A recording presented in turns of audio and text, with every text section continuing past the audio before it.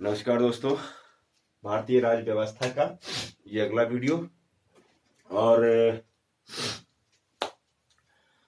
आज हम शुरू करेंगे संविधान में पहला भाग।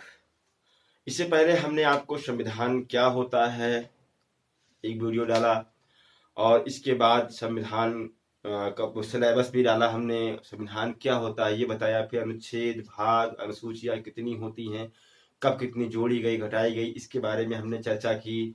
और इसके बाद हमने संविधान के स्रोत बताया कि कहाँ से क्या क्या हमारे यहाँ अडॉप्ट किया गया, क्या क्या कहाँ से लिया गया। और इसके बाद हमने कुछ बताया कि भूगोल के आधार पर सरकार कितनी होती है, कितने प्रकार की होती हैं, संघात्मक, एकात्मक। और इसके बाद हमने बताया संरचना के आधार पर सरकारों का प्रकार, संसदीय व्यवस्था, अध्यक्षीय व्यवस्था, ठीक है ना। यानी इस संशोधन के आधार पर हमने बताया कि आखिर संविधान कितने प्रकार का होता है, ठीक। फिर इसके बाद हमने संविधान सभा प्रस्तावना की बात की। प्रस्तावना के बाद हमने थोड़ा सा संविधान सभा का एक फैक्चुअल वीडियो डाला। इतना कुछ हम लोगों ने पढ़ा है। आज बहुप्रतीक्षित जो टॉपिक है, यानी कि भाग 1 आज शुरू हो रहा है, ठीक है। यहाँ से आप लोग कंटिन्यू कीजिए। जो आज पहली बार देख रहे हैं वो जा करके पीछे के सारे वीडियोस को भी देख लेंगे, तो आप आगे की बातें आपको समझ में आ जाएंगी, ठीक है। तो आइए स्टार्ट करते हैं भाग 1। भाग 1 क्या कहता है? भाग 1 में क्या है? भारतीय संघ तथा राज्य क्षेत्र, ये संविधान के भाग 1 में है। और अनुच्छेद कितना है? 1 से लेकर के 4 तक। अनुच्छेद 1 से लेकर के 4 तक क्या है? भारतीय संघ तथा राज्य क्षेत्र है, ठीक है। तो इसी को आज हम लोग इसके बारे में बात करेंगे, राज्यों के बारे में, कि हमारे संविधान में राज्यों के बारे में क्या क्या बातें हैं, क्या क्या तरीके उसमें लिखे गए हैं, उस पर चर्चा करेंगे। तो चलिए आइए, पहले हम लोग अनुच्छेदों पर चर्चा करेंगे, इसके बाद इसका विश्लेषण करेंगे। विश्लेषण में छोटे राज्यों का मुद्दा उठाएंगे कि छोटे राज्य बनने चाहिए कि नहीं बनने चाहिए, इसकी चर्चा करेंगे। और इसके बाद हम देखेंगे राज्यों का जो पुनर्गठन हुआ उसके बारे में, ठीक है। तो आइए स्टार्ट करते हैं। देखिए अनुच्छेद 1 क्या कहता है? अनुच्छेद 1 कहता है भारत अर्थात इंडिया राज्यों का संघ होगा। अनुच्छेद 1 क्या कहता है? कि भारत अर्थात इंडिया राज्यों का संघ होगा, ये कहता है अनुच्छेद 1। अब इस अनुच्छेद 1 में क्या क्या बातें निकल करके सामने आ रही हैं, इसको आपको समझने की जरूरत है। पहली चीज तो ये आया, हमने कहा कि भारत अर्थात इंडिया राज्यों का संघ होगा। तो भारत के ही इसमें 2 नाम है। पहली बात क्या निकल के आई? संविधान में भारत के 2 नाम हैं, भारत तथा इंडिया। यानी संविधान में भारत के कितने नाम हैं? तो आप कहेंगे 2 नाम है, भारत और इंडिया, ठीक। दूसरी बात है राज्यों का संघ, यानी भारत राज्यों का संघ होगा। संघात्मक शब्द का प्रयोग नहीं है यहाँ पर, राज्यों का संघ शब्द का प्रयोग हुआ है, संघात्मक शब्द का प्रयोग नहीं है। संघात्मक शब्द का अगर प्रयोग होता तब ये यूएसए की तरह हो जाता। संघात्मक व्यवस्था वाला वीडियो जाके देख लीजिएगा, तब ये यूएसए की तरह हो जाता। राज्यों का संघ कहां से लिया गया है? तो कनाडा से लिया गया। कनाडा के आधार पर इसको लाया गया। कनाडा में कहां से आया था? ब्रिटिश नॉर्थ अमेरिका अधिनियम, उसी से राज्यों का संघ आया और उसी राज्यों के संघ को हमने अडॉप्ट किया। यानी कि हमारे यहाँ यूएसए की तरह नहीं है, कनाडा की तरह है, राज्यों का संघ शब्द का प्रयोग हुआ है। यहाँ पर संघात्मक शब्द का प्रयोग नहीं हुआ है। अब देखिए राज्यों का संघ, राज्यों का संघ में इसका मतलब क्या है? अब देखिए, यानी यूनियन ऑफ, यूनियन की बात जब करेंगे, जैसे ये सब राज्य है, ये सब क्या है? राज्य है वाले, यूपी है, बिहार है, ठीक है, मध्य प्रदेश है, महाराष्ट्र है, ठीक है, झारखंड है, ये सब हमारे राज्य हैं। जितने भी राज्य हैं, आप 29 राज्य हैं हमारे यहाँ, तो 29 राज्यों का जो संघ होगा, ये राज्यों का संघ, ये 29 राज्यों का संघ अगर मिलाएंगे तब बनेगा राज्यों का संघ, यानी भारत बनेगा। क्या बनेगा? भारत बन जाएगा। ये भारतीय संघ में क्या शामिल है? राज्यों का पूरा, सारे राज्यों को अगर हम मिलाएंगे तो कहेंगे राज्यों का संघ है। यानी कि लिखा है यूनियन ऑफ इंडिया में किसको शामिल किया जाता है? राज्यों को शामिल किया जाता है। और राज्य क्षेत्र में केंद्र शासित को, यानी कि यूनियन ऑफ इंडिया में केंद्र शासित राज्यों को शामिल नहीं किया जाएगा। भारतीय राज्य क्षेत्र जब बोलेंगे तब उसमें राज्यों के साथ साथ केंद्र शासित प्रदेशों को भी शामिल किया जाता है। लेकिन जब यूनियन ऑफ इंडिया बोलेंगे तब आप उसमें केंद्र शासितों को बाहर कर देंगे, तब केवल उसमें राज्य शामिल माने जाएंगे। ठीक है ना। अब देखिए अगला है, भारत में संघ का निर्माण जनता ने किया है और यूएसए में 13 राज्यों ने मिलकर के किया। ठीक है, यानी भारतीय संघ, अगर आप प्रस्तावना पढ़ेंगे तो प्रस्तावना में लिखा हुआ है हम भारत के लोग भारत को एक संपूर्ण प्रभुत्व संपन्न, ठीक है ना, मतलब हम भारत के लोग, भारत को बनाने वाले कौन, भारत की जनता, हम भारत के लोग। लेकिन अगर यूएसए की बात करिए तो जो वहां का संघ बना है वो 13 राज्यों ने मिल करके यूएसए की नींव रखी थी, यूनाइटेड स्टेट ऑफ अमेरिका। उसमें 13 राज्य मिल करके बनाए थे, लेकिन भारत में जनता ने संघ का निर्माण किया है। तो ये आपका हो गया अनुच्छेद 1। इसमें क्या कहता है, भारत अर्थात इंडिया राज्यों का संघ होगा। इसमें 3 बातें निकल के आई, 4 बातें। संविधान में भारत के 2 नाम हैं, राज्यों का संघ शब्द का प्रयोग हुआ है, संघात्मक शब्द का नहीं। यूनियन ऑफ इंडिया में केवल राज्य शामिल होते हैं, केंद्र शासितों को शामिल नहीं किया जाता। जब भारतीय राज्य क्षेत्र कहते हैं तब केंद्र शासितों को भी शामिल किया जाएगा। भारत में संघ का निर्माण जनता ने किया है, यूएसए में 13 राज्यों ने मिलकर के किया है। ठीक है, ये हो गया आपका अनुच्छेद 1। अब देखते हैं अनुच्छेद 2। जो अनुच्छेद 2 है, इसमें जो हमारे यहाँ 29 राज्य हैं, 7 केंद्र शासित प्रदेश हैं, इनकी बात मैं नहीं कर रहा हूं। कोई बाहर का क्षेत्र अगर है, भारत से बाहर का कोई क्षेत्र है, तो उसको इससे अपने यहाँ मिलाया जाएगा। यानी कि बाहर के क्षेत्रों आबलिक राज्यों को मिलाने की प्रक्रिया दी गई है अनुच्छेद 2 में। अनुच्छेद 2 में क्या दिया गया है, बाहर के क्षेत्रों या राज्यों को मिलाने की जो प्रक्रिया है वो दिया गया है अनुच्छेद 2 में। तो अब उसमें कौन कौन सी विधियां हैं, किस किस माध्यम से भारत में कोई बाहरी क्षेत्र मिलाया जा सकता है, उसमें सारी विधियों को हमको जानना पड़ेगा। आप नोट करते रहिएगा, यहाँ लिखना संभव नहीं था, इसलिए आप नोट करते रहिएगा जो हम बोलेंगे। चलिए देखते हैं। पहली विधि है अभ्यर्पण या सेशन बोलते हैं इसको। क्या बोलते हैं, सेशन बोलते हैं या अभ्यर्पण कहते हैं इसको। पहली विधि है अभ्यर्पण। अभ्यर्पण क्या है, अभ्यर्पण क्या है कि कोई भी बाहरी क्षेत्र का जो बाहरी क्षेत्र की जो सरकार है या जिसका भी अधिकार है, जिस देश का, जैसे मान लिया कोई क्षेत्र है और ये मान लिया कि ये भारत है और यहाँ पर कोई क्षेत्र मान लिया अमेरिका का है। अमेरिका कह दे कि भाई ऐसा है कि भारत आप इसको ले लीजिए, आप इसको ले लीजिए और हमको थोड़ा दूरी पड़ती है और आप ही इसको ले लीजिए, तो ये भारत का क्षेत्र मान लिया जाएगा। यानी कि यूएसए ने अपनी संप्रभुता किसको सौंप दी, भारत को सौंप दी, इस क्षेत्र को दे दिया। एक तो ये, जैसे मान लिया पाकिस्तान है या नेपाल है, पाकिस्तान तो नहीं करेगा, नेपाल को देख लीजिए। नेपाल मान लिया आए और कह दे कि ऐसा है कि बहुत दिक्कतें हो रही हैं हमको, हम चाहते हैं कि आप हमको इंडिया में शामिल कर लीजिए, भारत में मिला लीजिए हमको, हम अपनी संप्रभुता आपको सौंप रहे हैं, मतलब हम चाहते हैं कि आप हमको भारत में मिला लीजिए, शामिल कर लीजिए। तो उसने क्या किया, अपनी समस्त संप्रभुता भारत को सौंप दिया, वो मिल गया।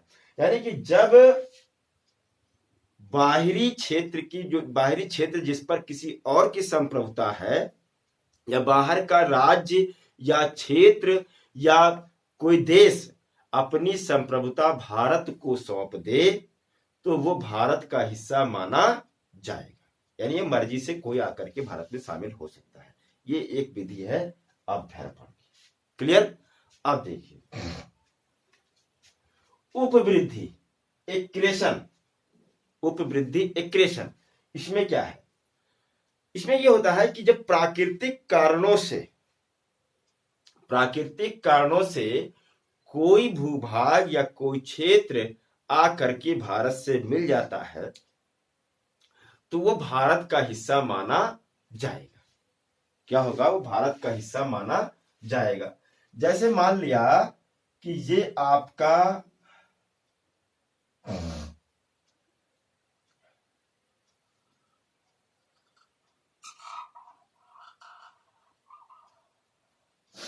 मान लिया अफ्रीका का ये इधर जो हिस्सा है,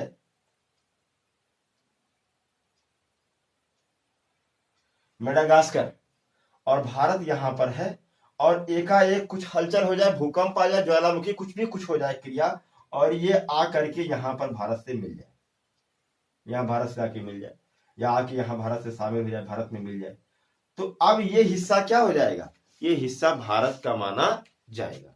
यानी प्राकृतिक कारणों से कोई भूभाग आ करके अगर भारत से मिल जाता है तो वो हिस्सा अपने आप भारत का हिस्सा माना जाएगा। जैसे आप देखेंगे बांग्लादेश और भारत के बीच में एक नदी बहती है, मोहरी नदी।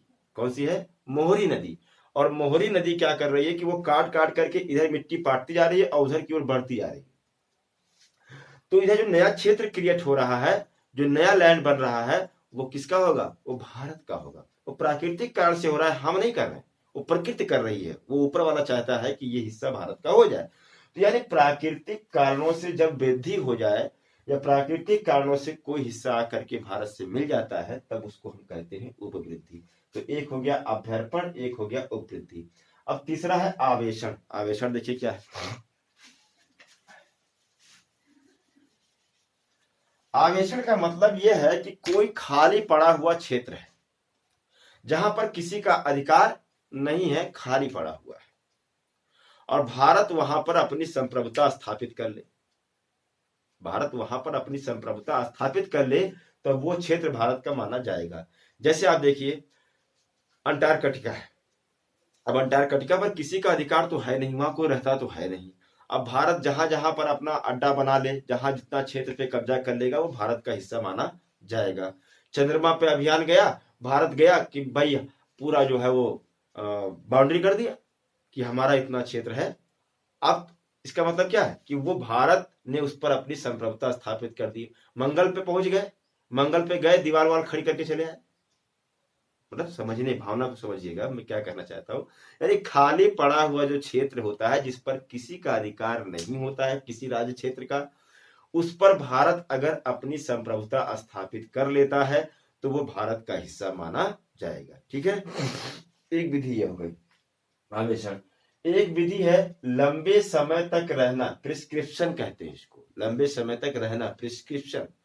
इसमें क्या होता है कि जैसे मान लिया कोई क्षेत्र है और भारत उस पर लंबे समय से अपनी संप्रभुता को बनाए रखता है, लंबे समय से अपनी संप्रभुता बनाए रखता है, तो वो हिस्सा भारत का हिस्सा हो जाएगा। जैसे आप पांडिचेरी को देखिए, पांडिचेरी पर क्या था? फ्रांसीसियों का अधिकार था। लेकिन आप देखेंगे कि आजादी के बाद 1954 तक फ्रांसीसियों का अधिकार था उस पर, 54 में चले गए, तो तब तक भारत ने उस पर अपनी संप्रभुता बनाए रखी। कोई फ्रांसीसी आकर के भारत से युद्ध लड़ने नहीं आया कि नहीं ये हमारा हिस्सा है, हमारा। मतलब लंबे समय तक भारत ने ही वहां पर अपनी संप्रभुता मेंटेन रखी, और 1954 में जो पांडिचेरी थी, फ्रांसीसी बस्तियां जो थी, वो सब चली गई।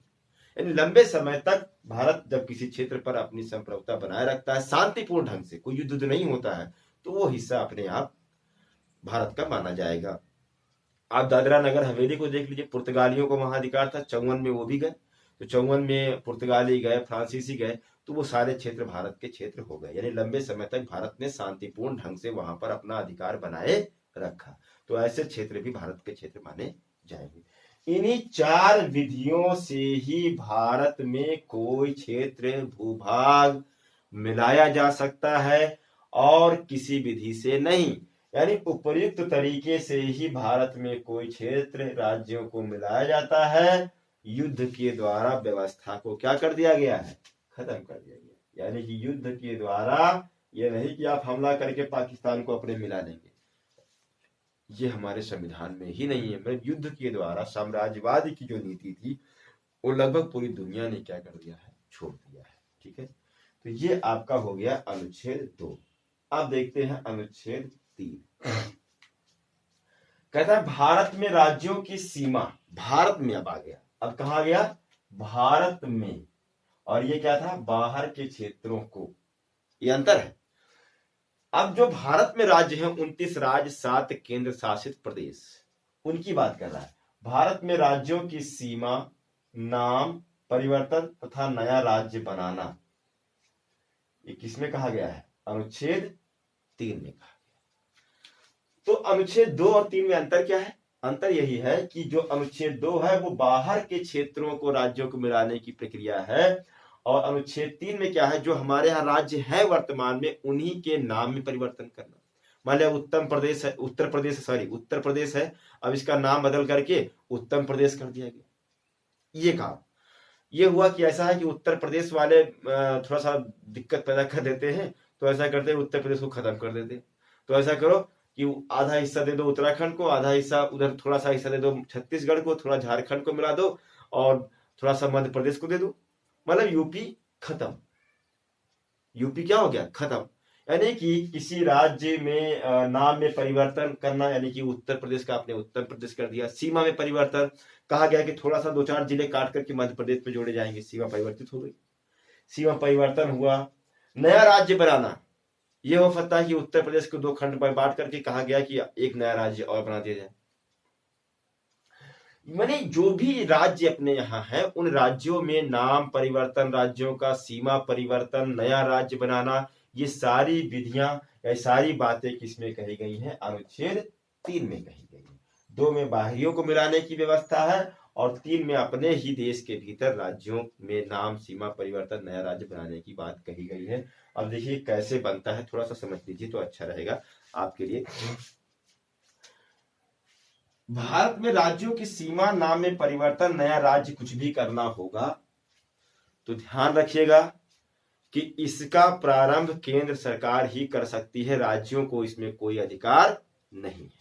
राज्य ये सब काम कुछ नहीं कर सकते, ये सारे काम कौन करेगा, केंद्र सरकार करेगी। तो केंद्र सरकार को मान लिया कि उत्तर प्रदेश में, मान लिया यूपी में कोई नाम परिवर्तन करना है, यूपी का नाम बदलना है, ये मान लिया, तो अब केंद्र सरकार क्या करेगी, प्रेसिडेंट की पूर्व अनुमति लेगी, पूर्व अनुमति,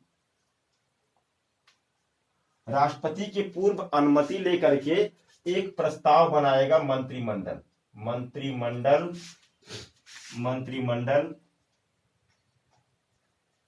प्रस्ताव बनाएगा। राष्ट्रपति की पूर्व अनुमति से मंत्रिमंडल, केंद्रीय मंत्रिमंडल एक क्या करेगा, प्रस्ताव बनाएगा। अब इस प्रस्ताव को भेजेगा संबंधित राज्य के पास, यानी उत्तर प्रदेश के पास आएगा, संबंधित राज्य के पास आएगा। अब संबंधित राज्य क्या करेगा, इसके ऊपर अपनी अनुशंसा पास करेगा विधानमंडल में। अब ये क्या करेगा, विधानमंडल से अनुशंसा पास करेगा, अनुशंसा करेगा। मान लिया कि इसने अनुशंसा पास नहीं की, यानी अनुशंसा सहमति नहीं दिया इसने, मान लिया ऐसा हो, तो भी कोई फर्क नहीं पड़ेगा केंद्र सरकार के ऊपर। ये तो ऐसे एक व्यवहारिक बात है, इससे राज्यों से पूछ लिया जाता है कि भाई देख लीजिए ये करने जा रहे हैं, तो ये चाहे तो इस पर अनुशंसा पास करे, सहमति दे चाहे न दे, कोई फर्क नहीं पड़ता है। यानी कि मंत्रिमंडल इस प्रस्ताव को राज्य के पास भेजेगा, समय सीमा का उल्लेख नहीं कि कब तक ये वापस करेंगे, कोई समय सीमा का उल्लेख नहीं है। अब ये राज्य अनुशंसा पास करके अनुशंसा फिर से आ जाएगी कहां पर, मंत्रिमंडल के पास, केंद्र के पास, और केंद्र क्या करेगी, एक बना देगी विधेयक, एक क्या बनाएगी, विधेयक बनाएगी, और इस विधेयक को लोकसभा में साधारण बहुमत से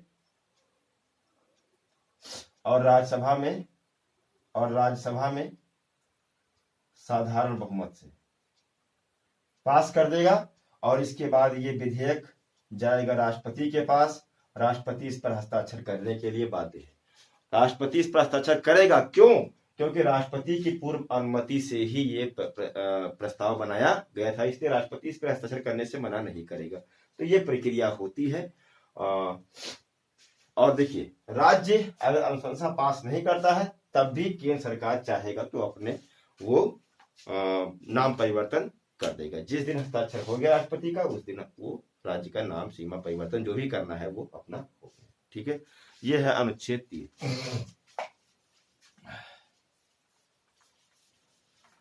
अब देखिए अनुच्छेद 4 क्या कहता है। अनुच्छेद 4 कहता है कि अनुच्छेद 2 और 3 के तहत बनाई गई कोई भी विधि संविधान संशोधन नहीं माना जाएगा।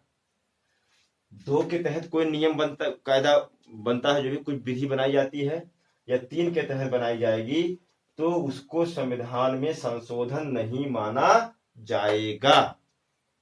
अर्थात संविधान में उसको नंबरिंग नहीं दी जाएगी कि ये संशोधन वो संशोधन, संविधान में नंबरिंग नहीं दी जाएगी। यानी कि 2 और 3 के तहत बनाई गई कोई भी विधि संविधान संशोधन नहीं माना जाएगा, अर्थात संविधान में नंबर नहीं दिया जाएगा। ठीक है, अब देखिए नोट क्या है। यदि बड़े क्षेत्र को देने के संदर्भ में भारत अगर किसी को, मान लिया बांग्लादेश को ही देना है या पाकिस्तान को देना है, चीन को देना है, कोई बड़ा भूभाग देना है, मानिए सीमा विवाद है, झगड़ा लड़ाई ना हो, सीमा विवाद को हल करने के लिए ये हुआ कि बड़ा क्षेत्र है इसको देना है, कोई बड़ा क्षेत्र अगर देना है तो संविधान में संशोधन करना पड़ेगा। वो भी किससे? विशेष बहुमत से। विशेष बहुमत यानी कि बिना विपक्ष को मिलाए होगा ही नहीं। यानी कि सीमा विवाद को हल करने के लिए विदेश को या किसी विदेशी राज्य को अगर कोई बड़ा भूभाग देना है तो उसमें क्या करना पड़ेगा? विशेष बहुमत से संविधान संशोधन करना पड़ेगा। नोट कर लीजिए, विशेष बहुमत से संविधान संशोधन करना पड़ेगा। लेकिन छोटे क्षेत्र अगर देना है तो कोई संशोधन करने की जरूरत नहीं है। ये केंद्रीय कार्यपालिका को अधिकार है कि वो छोटी मोटी जमीन सीमा विवाद के हल करने के लिए विदेश को दे सकती है। बांग्लादेश के साथ ये हुआ भी, ठीक है ना। अब देखिए, ये हो गया अनुच्छेद 4। तो ये हमने अनुच्छेदों पे चर्चा कर ली। अब एक बड़ा मुद्दा रहता है मेंस के हिसाब से, देख लीजिए मेंस के हिसाब से ये क्वेश्चन बार बार ये पूछा जा सकता है और बड़ा मुद्दा ज्वलंत रहता है, छोटे राज्यों का मुद्दा। यानी कि छोटे राज्य बनने चाहिए कि नहीं बनने चाहिए, इस पर हमको डिबेट करना है, पक्ष और विपक्ष दोनों देखना। तो पहले इसमें इस क्वेश्चन को फॉर्मेट कैसे करेंगे? सबसे पहले हम लिखेंगे भूमिका, भूमिका के बाद विश्लेषण करेंगे, विश्लेषण में पक्ष में तर्क देंगे कुछ और कुछ विपक्ष में देंगे और लास्ट में इसका मूल्यांकन करेंगे। ठीक है, इस तरह से ये प्रश्न फ्रेम होगा। अब देखिए भूमिका में आप क्या लिखेंगे, यहाँ भूमिका लिखी नहीं है लेकिन आप नोट करिए भूमिका। भूमिका में क्या लिखेंगे? आप देखेंगे कि आजादी के बाद से हमारे देश में बहुलवादी समाज था। विभिन्न भाषा के लोग, विभिन्न जाति के, विभिन्न संप्रदाय के, विभिन्न लोगों को, मतलब विभिन्न प्रकार की वहां पर समाज था हमारे यहाँ, बहुलवादी संस्कृतियां थी हमारे। तो उस बहुलवादी संस्कृति को संतुलित करने के लिए, यानी कि उसको तृप्त करने के लिए भारत सरकार ने आजादी के बाद प्रयास किया। हालांकि भाषा के आधार पर राज्यों को बनाने की मनाही हर आयोग ने किया, फिर भी केंद्र सरकार ने क्या किया कि थोड़ा बहुत ही सही भाषा के आधार पर ही एक, मतलब इस बात को भी ध्यान में रख करके राज्यों को बंटवारा किया। यानी आजादी के बाद से ही हमारी बहुलवादी जो संस्कृति है उसको तुष्ट करने की भारत ने कोशिश की। फिर भी उसी समय से हमारे देश में विभिन्न प्रांतों की, विभिन्न छोटे राज्यों की मांग उठती रही है। जैसे आप देखेंगे विदर्भ की मांग हो, चाहे सौराष्ट्र की मांग हो, तेलंगाना की मांग हो, इन सब राज्यों की लगातार मांग होती चली आ रही है। ठीक है ना, तो ये भूमिका आपको लिखना है। अब देखिए विश्लेषण, इसमें पक्ष में तर्क पर दिखाते हैं कि छोटे राज्य बनेगा तो क्या फायदा होगा, इसको आप देखिए। लिखा है अगर छोटे राज्य बनेंगे तो छोटे जिले बनेंगे और छोटे जिले बनेंगे तो छोटे छोटे ब्लॉक बनेंगे। होगा नहीं होगा? तो कहने का मतलब है कि अगर छोटे राज्य बनेंगे तो प्रशासन जनता के निकट आएगा, करीब आएगा, तब जाकर के 100 किलोमीटर नहीं चलना रहेगा। बगल में ही हो सकता है ब्लॉक हो, बगल में ही जिला हो। यानी छोटा छोटा जब बनेगा राज्य तो छोटे छोटे जिले बनेंगे, छोटे छोटे तहसील बनेंगे, छोटे छोटे ब्लॉक बनेंगे। ठीक है, यानी प्रशासन जनता के निकट आएगा तो जनता की क्या होगी, इसमें जब निकट आ जाएगा तो जनता की प्रशासन में सहभागिता हो जाएगी, उसमें भागीदारी होगी। यानी जनता की सहभागिता बढ़ेगी और जनता की सहभागिता होगी, प्रशासन निकट रहेगा तो प्रशासन में पारदर्शिता आएगी। तो चले कि हमारा घर 100 किलोमीटर है, ब्लॉक से हम ब्लॉक जा ही नहीं पा रहे, लेकिन जब डेली ब्लॉक पहुंच जाएंगे तो हमारे सामने सब कुछ रहेगा कि क्या हो रहा है ब्लॉक में। ठीक है, यानी पारदर्शिता बढ़ेगी और जब पारदर्शिता बढ़ेगी तो ब्लॉक पे या जिले में जो भी अधिकारी कर्मचारी होंगे वो कहेंगे कि नहीं भाई, जनता जो है अब आ रही है, हमसे मिल रही है, सब कुछ देख रही है। तो यानी वो अपने अब उत्तरदायित्व पूर्ण प्रशासन आ जाएगा। वो अब वो अपना उत्तरदायित्व समझेंगे कि नहीं, हमारा ये काम है, उत्तरदायित्व उनका बढ़ जाएगा। उत्तरदायित्व बढ़ेगा, जनता की रचनात्मकता का लाभ मिल सकता है। बहुत सारे जनता, आप देखें गांव में एक से एक कलाकार लोग होते हैं, बहुत सारे अच्छे अच्छे विचार होते हैं गांव में, लेकिन प्रशासन इतना दूर होता है कि ये पता चला कि उनकी रचनात्मकता का कोई लाभ समाज को नहीं मिल पाता है। यानी कि जब करीब रहेगा तो जनता की रचनात्मकता का लाभ मिलेगा, नागरिक सशक्त होगा, भ्रष्टाचार कम होगा और प्रशासन सेवक की भूमिका में आएगा। ठीक है, तब क्या होगा, विकास होगा। यानी कि छोटे राज्य बनने से प्रशासन जनता के निकट आएगा, जनता की सहभागिता बढ़ेगी, पारदर्शिता बढ़ेगी, उत्तरदायित्व बढ़ेगा प्रशासन का, जनता की रचनात्मकता का लाभ मिल सकता है, नागरिक सशक्त होगा, भ्रष्टाचार कम होगा, प्रशासन सेवक की भूमिका में आ जाएगा। ठीक है, एक ये फायदा होगा। दूसरी चीज, राज्य अपने संसाधनों का विकास करेंगे, जनता की आवश्यकता अनुसार योजनाएं बनेंगी, जिससे विकास तीव्र होगा, जैसे पंजाब, हरियाणा, नहीं ये सब राज्य। तो आप देखेंगे कि जैसे मान लिया कोई राज्य है, अब बहुत बड़ा राज्य है, बहुत बड़ा राज्य कोई है, अब उसमें विविधताएं बहुत सारी भरी हुई हैं। कहीं पर कोई मरुस्थलीय क्षेत्र है, तो कहीं पर थोड़ा सा हरा क्षेत्र है, तो कहीं पर कुछ क्षेत्र है, नहीं अलग अलग कच्चा क्षेत्र है। हम कहते हैं जितना मरुस्थल वाला है उसको एक तरफ कर दीजिए, जितना हरा भरा वाला है वो एक तरफ कर दीजिए, एक राज्य बना दीजिए। तो वहां पर जो संसाधन जो भी, भाई हमारे मरुस्थल ये तो ठीक है, हमारे वही संसाधन, हम उसी का तेजी से विकास करेंगे।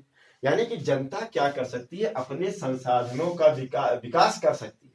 राज्य अपने संसाधनों का विकास कर सकता है, छोटा राज्य बनेगा तो, और जनता की मांग और आवश्यकता के अनुसार योजनाएं तब बनेगी। इससे क्या होगा, विकास तीव्र होगा, जैसे कि पंजाब और हरियाणा ने किया। ठीक है ना, ये हो गया दूसरा पॉइंट। तीसरा क्या, विकेंद्रीकरण बढ़ेगा।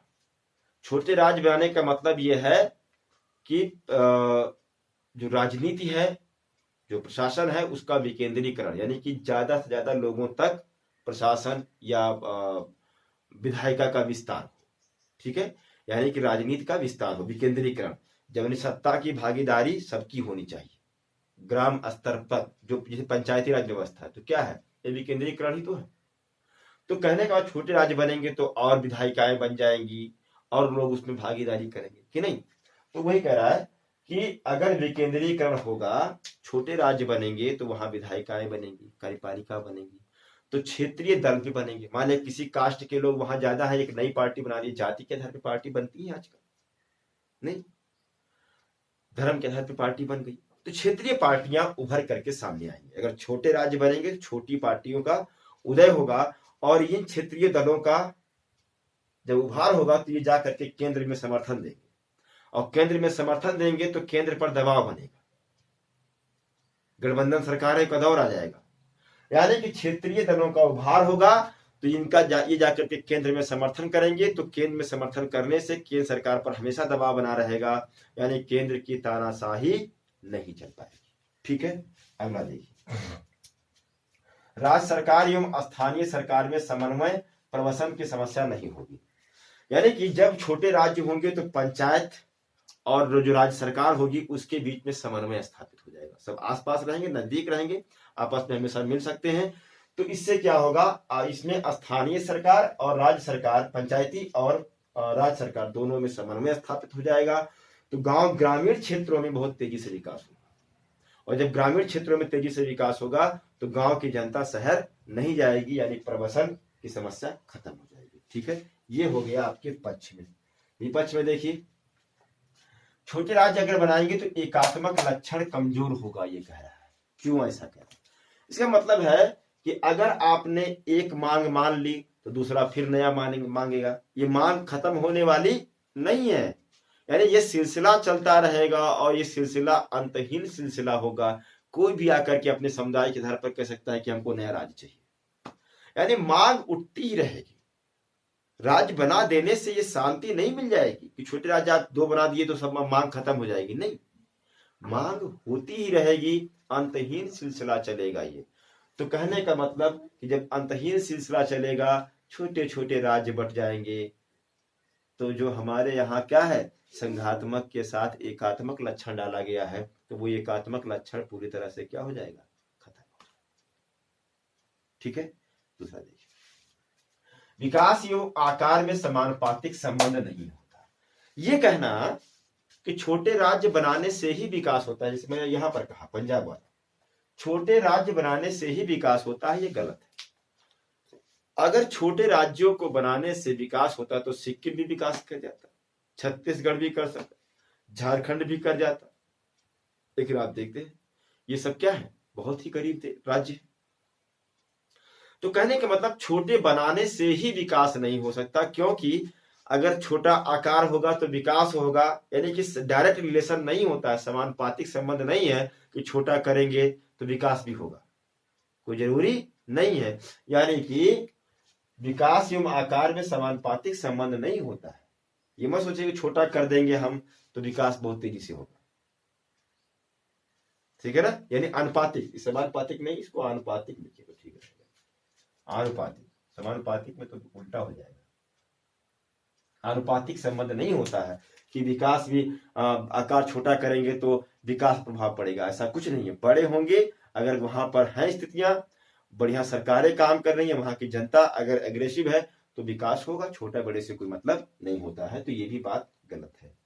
अगला है, अगर छोटे राज्य तमाम बनेंगे तो नदी विवाद बढ़ेगा कि नहीं बढ़ेगा, जल विवाद बढ़ेगा कि नहीं बढ़ेगा, परिवहन रोड की लेकर समस्या होगी, विवाद होगा, सीमा विवाद बढ़ेगा। ये तमाम राज्य जब बनेंगे तो नदी विवाद होगा। आप देख ही रहे हैं केरला, तमिलनाडु, आंध्रा को लेकर के देखिए कावेरी विवाद कितना चला, नहीं। तो नदी जल विवाद होगा, परिवहन विवाद होगा, सीमा विवाद बढ़ेगा, इस तरह की बातें होंगी। और दूसरी चीज, जब छोटे राज्य बहुत बनाएंगे तो उसमें क्या होगा कि कोई राज्य हो सकता है बहुत गरीब रह जाए और कोई राज्य बहुत तेजी से विकास कर जाए, ऐसा हो सकता है। तो यानी क्षेत्रीय असंतुलन की स्थिति भी हो सकती है, और जब क्षेत्रीय असंतुलन की स्थिति हो जाएगी तो धरती पुत्र का सिद्धांत आएगा। धरती पुत्र का सिद्धांत का मतलब यही, महाराष्ट्र मराठियों के लिए, बिहार बिहारियों के लिए, ये सब क्या है, धरती पुत्र का सिद्धांत है। तो धरती पुत्र का सिद्धांत जब आ जाएगा, बिहारियों के साथ क्या किया गया, अन्याय हुआ कि नहीं हुआ। तो ये क्या है, ये क्षेत्रीय असंतुलन के कारण ही हो रहा है। अगर बिहार में गरीबी ना होती तो वो महाराष्ट्र ना जाते, और महाराष्ट्र वालों को लगता है कि ये आकर के हमारा रोजगार छीन रहे, तो ये सब समस्या खड़ी हो जाती है।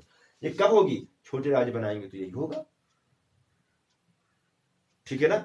यानी कि अगर छोटे राज्य बनाएंगे तो नदी विवाद, जल विवाद, परिवहन विवाद, सीमा विवाद आज तो होगा ही, साथ ही साथ क्षेत्रीय असंतुलन हो जाएगा, कोई गरीब हो जाएगा तो कोई अमीर हो जाएगा, जिससे धरती पुत्र का सिद्धांत आएगा, महाराष्ट्र मराठियों के लिए, बिहार बिहारियों के लिए, ये सब बातें उठने शुरू हो जाएंगी।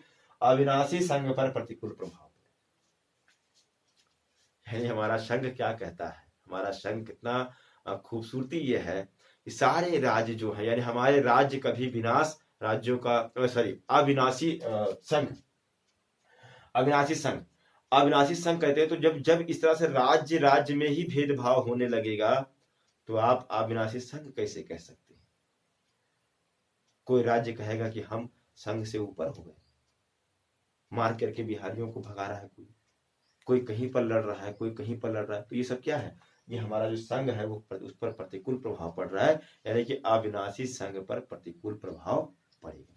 ये आपका हो गया विपक्ष में तर्क, और ये हो गया पक्ष में। मूल्यांकन में क्या करना है, मूल्यांकन में आपको बैलेंसिंग थोड़ा लिखना है। बैलेंस में यही दिखाना है कि छोटे राज्य नहीं बनाना चाहिए। तो देखिए ऐसे इसको लिखिएगा कि शुरू से ही छोटे, उपयुक्त विश्लेषण के आधार पर हम कह सकते हैं कि छोटे राज्य बनाया जाना चाहिए, लेकिन प्रशासनिक, भौगोलिक, ठीक है, वित्तीय सभी चीजों को ध्यान में रख करके अगर बहुत जरूरी है तो छोटे राज्य बनाना चाहिए। लेकिन अगर ज्यादा छोटे राज्य बनेंगे तो ये अंतहीन सिलसिला चलेगा, मांग कभी खत्म नहीं होगी, तो हमारे देश का जो संघात्मक ढांचा है वो कमजोर होना शुरू हो जाएगा। इसीलिए बहुत ज्यादा छोटे राज्य बनाने जरूरी, बहुत ज्यादा छोटे राज्य नहीं बनाना चाहिए। हालांकि हाँ, ये जरूर है कि राज्यों को थोड़ी बहुत स्वायत्तता जरूर मिलनी चाहिए, उनको वित्तीय स्वायत्तता दी जा सकती है,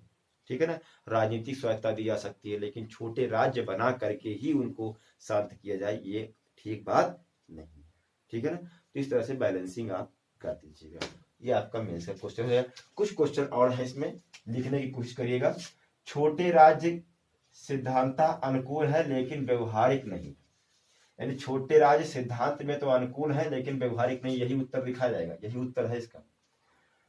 वर्तमान संक्रमणकालीन परिस्थितियों में छोटे राज्यों का निर्माण संघीय व्यवस्था को बाधित कर सकता है। इस प्रश्न को भी आप लिखने की कोशिश करिए। 2 क्वेश्चन है, आप लिखने की कोशिश, इनको प्रैक्टिस कीजिएगा, ठीक है ना। आगे देखिए, एक ही और इसमें देखना है, राज्यों का पुनर्गठन। तो आप जानते हैं कि आजादी के बाद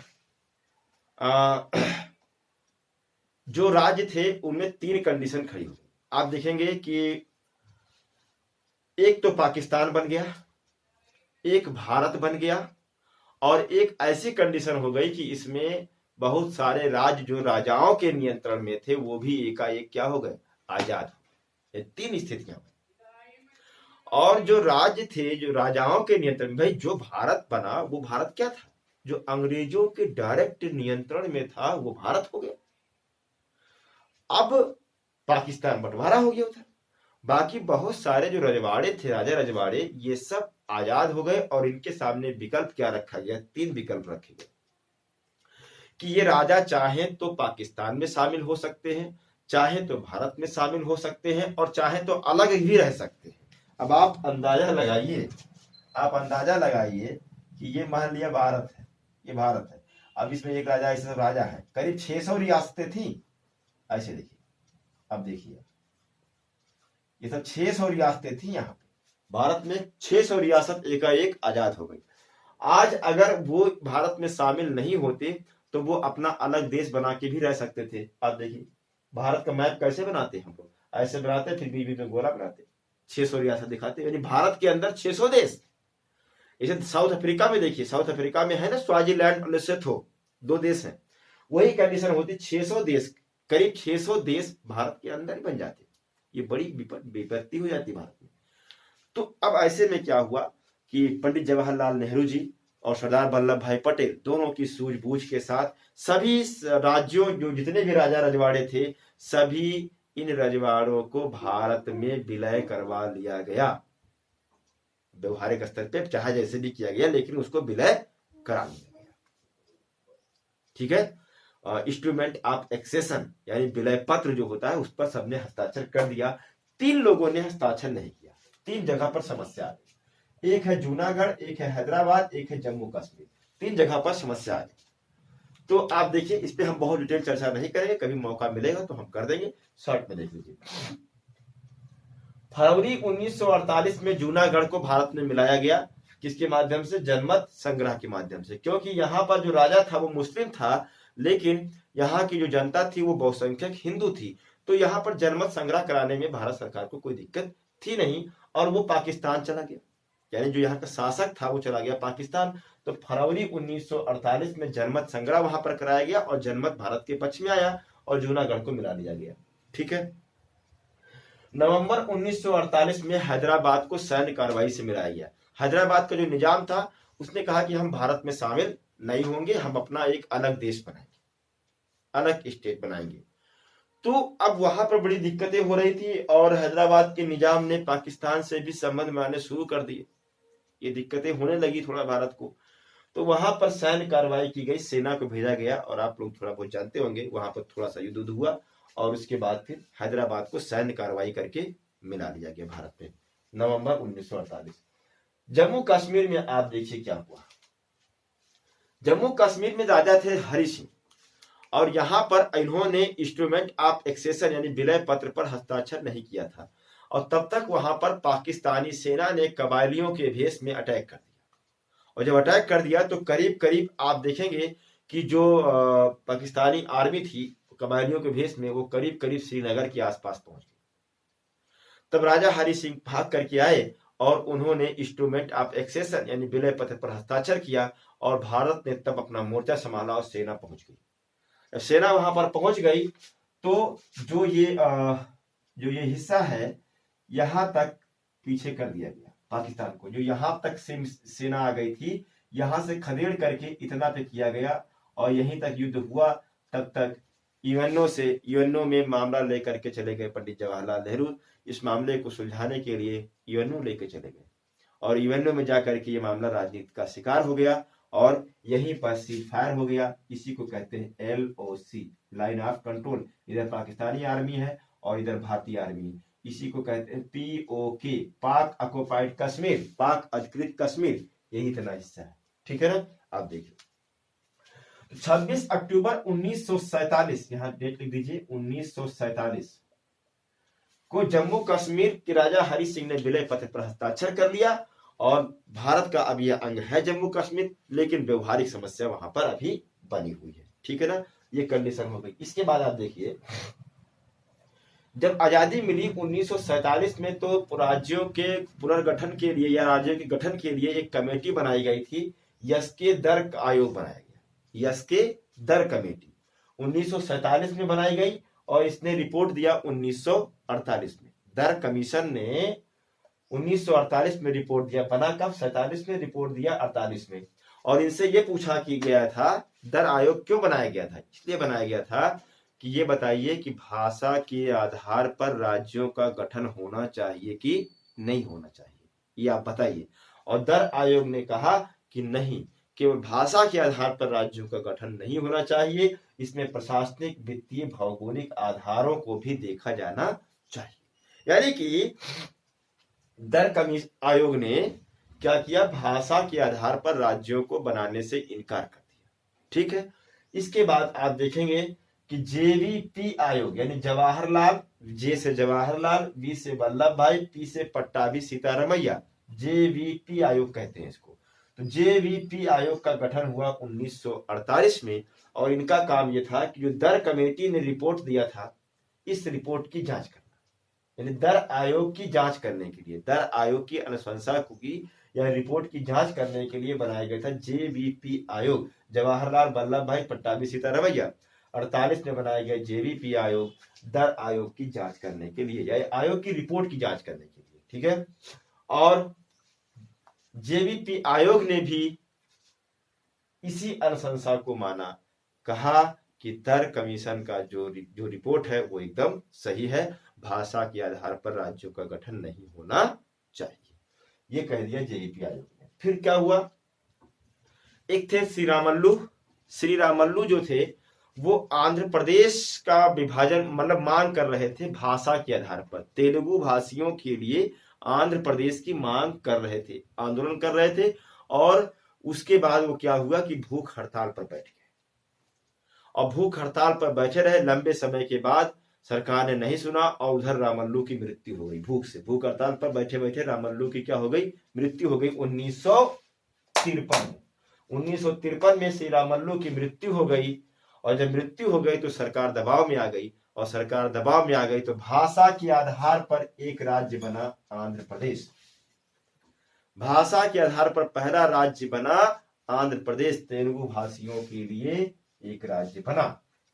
जैसे ही ये बना वैसे ही सरकार को लगा कि भाषा के आधार पर तो हमने एक राज्य बना दिया दबाव में, अब एकाएक भारत में बहुत तरह के भाषा बोलने वाले लोग हैं तो बहुत सारे राज्यों का मांग उठेगी। उससे पहले ही उन्होंने क्या किया? एक आयोग बना दिया, राज्य पुनर्गठन आयोग बना दिया। यहां तो गठन हो गया आंध्र का, लेकिन तुरंत सरकार ने क्या किया? राज्य पुनर्गठन आयोग बनाया 1953 में राज्य पुनर्गठन आयोग बना। और इस आयोग ने रिपोर्ट अपनी दिया 55 में और इसी के आधार पर राज्य पुनर्गठन अधिनियम बना 1956। यहां कंफ्यूजन होता है आपको, कभी 56 मारते, कभी 55 मारते, कभी 53, कुछ नहीं। आयोग बना है 53 में, रिपोर्ट आया 55 में और एक्ट बना 1956 में, ध्यान रखिएगा। ठीक है। और इस राज्य पुनर्गठन आयोग के अध्यक्ष थे फजल अली। कौन थे? फजल अली। और इसके सदस्य थे, दो सदस्य थे, हृदयनाथ कुंजरू और KM पन्नीकर। ठीक है, KM पन्नीकर। तो 3 लोग थे, फजल अली अध्यक्ष थे, सदस्य थे हृदयनाथ कुंजरू और KM पन्नीकर। ठीक है। इसके बाद इस जो ये राज्य पुनर्गठन आयोग है इसने रिपोर्ट दिया और इसी की अनुशंसा पर 14 राज्य बनाए गए और 6 केंद्र शासित प्रदेश बनाए गए। राज्य की जो 4 श्रेणियां पहले थी, का, खा, गा, घा, उन सारी श्रेणियों को क्या कर दिया गया? समाप्त कर दिया गया। ठीक है ना। तो 14 राज्य और 6 केंद्र शासित राज्य बनाया गया था उस समय। अब आपको एक काम करना है, आपका होमवर्क जो है वो क्या करना है, अब आपको क्या करना है, एक लिस्ट बनानी है, एक लिस्ट बनानी है। इधर राज्यों का गठन या राज्य का गठन, राज्य का गठन लिख दीजिएगा, राज्य का गठन, ठीक है। और एक तरफ सन लिख दीजिए और एक पूरी लिस्ट आप बना डालिए। ये फैक्ट में आपसे बार बार पूछा जाता है, इतना काम आप कर लीजिएगा, गूगल कर लीजिए या कहीं बहुत सारी किताबों में आपको मिल जाएगा। एक राज्य का गठन और सन लिख दीजिएगा, पूरी एक लिस्ट बना लीजिएगा, तो आपका प्रीलिम्स में बहुत काम आएगा। तो ये आपका हुआ भाग 1 अनुच्छेद 1 से 4। अब आगे हम शुरू करेंगे अगले वीडियो में भाग 2। देखिए तबीयत मेरी बहुत खराब है, जुकाम हुआ है बहुत तेजी से, लेकिन बस अब चूंकि करना था तो हमने शूट कर दिया है। ठीक है ना। तो बताइए कमेंट में वीडियो कैसा है, कमेंट जरूर करके बताइए, अपनी प्रतिक्रिया जरूर देते रहिए। ठीक है ना। और वीडियो को शेयर करिए ना करिए वो अलग मैटर है, वो अगर अच्छा होगा तो अपने आप बढ़ेगा, उसकी टेंशन बहुत मत लीजिएगा आप लोग, लेकिन कमेंट करके हमको जरूर बताइए कि कैसा क्या हो रहा है। ठीक है ना। बहुत बहुत धन्यवाद।